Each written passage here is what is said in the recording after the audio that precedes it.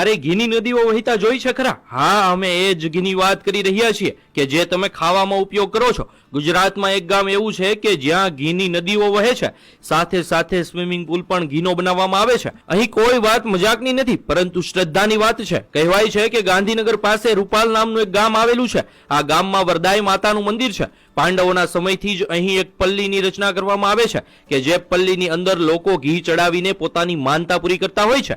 લોકોની માનતાઓને આસ્થા એટલી બધી વધારે હોય છે કે પલ્લીમાં ચડતા ઘીને કારણે આખા ગામમાં ઘીની નદીઓ વહેવા લાગે છે. હવે સવાલ થાય કે એટલું બધું ઘી આવે છે ક્યાંથી? તો જે પણ વ્યક્તિની માનતા હોય એ 5 કિલો, 10 કિલો કે 15 કિલો ઘી માતાજીની પલ્લી પર ચડાવે છે અને પોતાની માનતા પૂરી કરે છે. આ રીતે ગામ આખું ઘીથી તરબોળ થઈ જાય છે. આ તો શ્રદ્ધાની વાત છે, પરંતુ માતાજી આવી રીતે ઘીનો બગાડ કરવાનું ક્યારેય ન કહી શકે. હા, શ્રદ્ધા પૂરી કરવા માટે આપણે પલ્લીમાં ઘી ચડાવવું જ જોઈએ, પરંતુ આવી રીતે ઘીનો બગાડ કરવો એ યોગ્ય નથી. કહેવાય છે કે આ ઘી કે જે રસ્તા પર હેમખેમ પડ્યું હોય છે એને કેટલાક ગરીબ લોકોમાં વિતરણ કરી દેવામાં આવે છે. રસ્તા પર પડેલું આ ઘી ખૂબ જ ગંદા સ્વરૂપમાં હોય છે, જે ખાઈને ઘણાના સ્વાસ્થ્ય પણ બગડી શકે છે. માતાજીની શ્રદ્ધાનો સવાલ છે તો આપણે જરૂરથી પલ્લીમાં ઘી ચડાવીને આપણી માનતા પૂરી કરવી જોઈએ, પરંતુ આવી રીતે ખરેખર ઘીની નદીઓ વહેડાવી ન જોઈએ અને તેમને બાળકોના પોષણ આપવા માટે ઉપયોગમાં લેવું જોઈએ. સદીઓથી આ પ્રથા ચાલી રહી છે, તેની સાથે લોકોની આસ્થા જોડાયેલી છે અને આસ્થા ખરેખર સાચી પણ છે.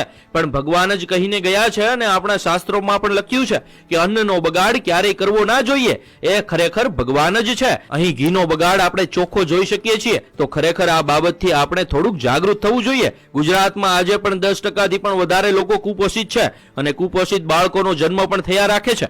માતાને ચડાવવામાં આવતા ઘીથી ઘણા બાળકોને પોષણ મળી શકે એમ છે, તો આવા ઘીનો ઉપયોગ ગુજરાતમાં કુપોષિત બાળકોને પોષણ આપવા માટે કરવો જોઈએ. આ બાબતે તમારું શું માનવું છે? કોમેન્ટમાં જરૂર જણાવજો.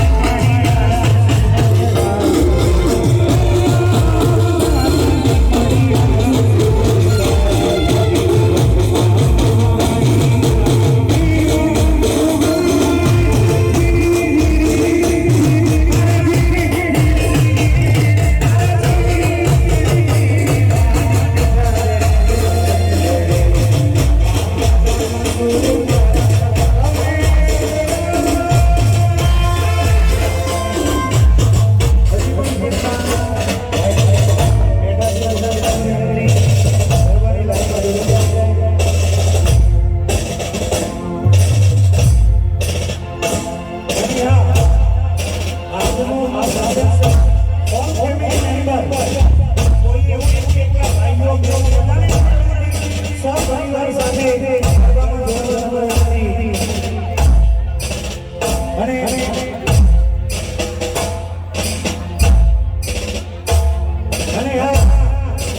કોમાં વાત ચિકન જેવો જો વાના આપણા નાયક અસાઈ દાદા અને વાળા હવે તમામ ગરબાની લાઈનમાં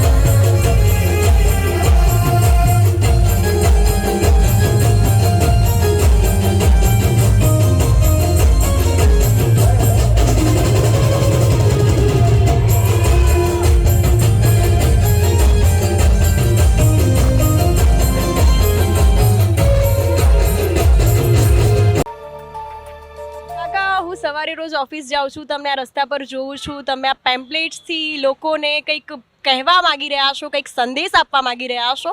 તો આ જે છે રૂપાલ પલ્લી 2023 રૂપાલ પલ્લી પરિવર્તન અભિયાન, તો તમે આ અભિયાન જે ચલાવી રહ્યા છો તેનો હેતુ શું છે તે પહેલાં દર્શકોને જણાવશો.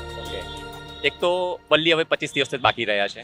હું 1 વર્ષથી આ કામ કરી રહ્યો છું. એટલે પલ્લી જે 2022માં પતી એના પછી મને જ્યારે આ વેના વિડીયો જોયા, મેં ગામમાં નથી ગયેલો, તો મને જોયું કે ઘી તો અભિષેક ખૂબ જ થઈ રહ્યું છે અને એક અભિષેક થયા પછી જમીન ઉપર પડે જાય છે, તે મને ના ગમ્યું. આપણે એને બચાવી લેવું જોઈએ અને નીચે પડ્યા પછી ખરેખર તો કાદવ કીચડ થઈ જાય છે. ભલે લોકો શ્રદ્ધાળુના મનમાં એ નથી દેખાતું, પણ મારી દ્રષ્ટિએ દેખાય છે. અને એ ઘી જે સમાજના લોકો લઈ રહ્યા છે ખૂબ ગરીબ છે અને એવું માટીવાળું ઘી જેમાં લોકો ચાલે છે અને પેલા થૂકતા પણ હોય છે, જે આપણે ખબર નથી પણ થૂકતા હોય, પાન મસાલા પણ ખાતા હોય, બૂટ ચંપલ પણ પહેર્યા હોય, અને એ ઘી જો માણસને ખાવું પડે તો માણસનું અપમાન કહેવાય. આજે શ્રદ્ધાથી આટલું ભગવાનને ઘી ચડાવીએ અને એ ઘીની ઉપર આપણે ચાલીએ પોતે પણ, અને એ ચાલેલું ઘી પાછા ગરીબ લોકો ખાય, એકદમ દુઃખની વાત કહેવાય. માનવતા જ ના હોય ગામમાં એવું દેખાય આપણને.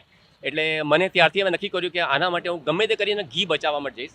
એકચ્યુઅલી હું 6 મહિના પહેલાં જ અમેરિકા ગયો હતો અને હું પાછો હજી 4 દિવસ પહેલાં જ આવ્યો છું. અને આવ્યા પછી બસ મેં આ કામ કર્યું છે અને રોજે રોજ ક્યાંય ના ક્યાંય 4 રસ્તા ઉપર, બગીચામાં, ટ્રેનમાં, બસમાં બસ આ જ કામ કરું છું કે લોકોને મારો આ મેસેજ જાય. અને લોકો મને કંઈ પૂછે કે શા માટે આ તમે કરો છો, તો મારો હેતુ છે કે અમે અભિષેક કરવા પણ માગીએ છીએ. અભિષેક ખૂબ જ થાય, જેટલો થાય છે એના કરતાં ખૂબ વધારે મહિમા પણ વધે, પણ ઘી બચાવીને, ઘી બગાડીને નહીં, ઘી બચાવીને. અને એ પણ મારો સૂત્ર છે, એક ચમચીથી અભિષેક કરી શકાય. માતાજી ખુશ જ થવાના છે. હું નથી માનતો કે માતાજી કોઈ દુઃખી થાય. માતાજીને જો આ ખરેખર તમારા ઘીની જરૂર છે તો એ તમને નહીં કહેવાવે, પોતે પોતાનું તળાવ બનાવી શકે એવા છે, સક્ષમ છે પોતે બનાવવું હોય તો, એમને નાહવું જ હોય તો. પણ આપણે એમને નવડાવવાની એટલી બધી જરૂર નથી. આપણે ચમચીથી નવડાવો તો પણ ભાવના એટલી જ પૂરી થવાની છે જેટલી ભક્તોની પણ છે. મને યાદ છે ત્યાં સુધી અમારા ઘરમાં સિંહ સાકરિયાથી ભગવાનને ઘણીવાર પ્રસાદ કર્યો છે, ઘણીવાર 36 ભગવાન 32 ભગવાન પણ ચડાયા છે અમે લોકોએ, અને ઘણીવાર ખીર પણ ખવડાવી છે, ઘણીવાર અમે એમને દૂધપાક પણ ખવડાવ્યો છે. તો ભગવાન તો બધું જે આપણે ધરાઈએ તો ખાવાના જ છે. તો એક ચમચીથી હું અભિષેક કરીશ તો પણ ભગવાનને અભિષેક થવાનો છે. એનું આખું ડોલચું કે ડબ્બો આખો ઊંધો પાડીશ તો પણ અભિષેક જ થવાનો છે. પણ એનાથી ફાયદો કોઈને થતો નથી, ફક્ત માણસ જ માણસનું અપમાન કરે છે. બસ આ દુઃખનું વાત છે.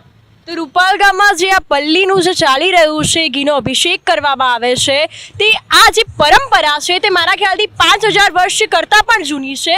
તો ગામના જે લોકો છે તેમનું પણ કહેવું અલગ છે. જે તમે આ જે રૂપાલ પલ્લી પરિવર્તન અભિયાન ચલાવી રહ્યા છો, તમારો જે હેતુ છે, તો આપણે દર્શકો પાસેથી જરા જાણીએ કે તેમનું શું કહેવું છે તે મુદ્દે, તે શું કહી રહ્યા છે. તારીખ 5 ઓક્ટોબર 2023 રૂપાલ પલ્લી રથના સ્વયંસેવકો પ્રણામ. જય જય શ્રી વરદાઈ માતાજી. પલ્લીમાં રથ પર ઘી અભિષેકની કેટલા વર્ષ જૂની પરંપરા છે. પરંપરા કેવી છે તે અમને લેખિતમાં પુરાવા સાથે જાણવા માગીએ છીએ. અમે જાણવા માગીએ છીએ કે નીચેના આપેલા 7 પ્રશ્નોમાંથી સાચી પરંપરા કઈ. પ્રશ્ન 3, પ્રશ્ન 1 વત્તા પ્રશ્ન 2 વત્તા ગામના રસ્તાની માટીમાં મેળવી કાદવ કીચડ કરવાની પરંપરા છે. પ્રશ્ન 4, પ્રશ્ન 1 અને પ્રશ્ન 2 વત્તા પ્રશ્ન 3, ઘી સામાજિક પછાત સમાજના માનવને ભક્તોના પગ નીચે કચડાયેલું, ભક્તોના થૂક, પાન મસાલાની પિચકારીવાળું અને છેલ્લે ભક્તોના તૂટેલા ફૂટેલા બૂટ ચંપલ પડેલા ઘીને લેવા માટે મજબૂર કરી અપમાન કરવાની પરંપરા છે. ટૂંક સમયમાં જ રજિસ્ટર ઈડી દ્વારા 5 પલ્લી મંડળ અને 1 ટ્રસ્ટીને પોસ્ટ કરવાનો છું. જવાબ નહીં આપો તો, અને દર વર્ષની જેમ કરશો તો તૈયાર રહેજો હાઈકોર્ટમાં મળવા માટે. કલેક્ટરશ્રીને પણ પૂછવાનો છું, તમારી જવાબદારી શું છે. મારું નામ રાધેશ્યામ પટેલ છે, ઉંમર 62 વર્ષ છે. કાયદાકીય સલાહ લઈને પુરાવા સાથે હાઈકોર્ટમાં PIL કરવાનો છું. આ વર્ષે પલ્લી મહોત્સવ 2023માં વિચારીને મહોત્સવ કરશો, નહીં તો ભારે પડશે. અમારા ગ્રુપમાં વકીલોની ફોજ છે, અમારા ગ્રુપમાં રેશનાલિસ્ટોની ફોજ છે. જય જય વરદાઈ માતા. રૂપાલ પલ્લી મહોત્સવ પરિવર્તન અભિયાન 2023, Radheshyam Patel. 9023960692 only WhatsApp message.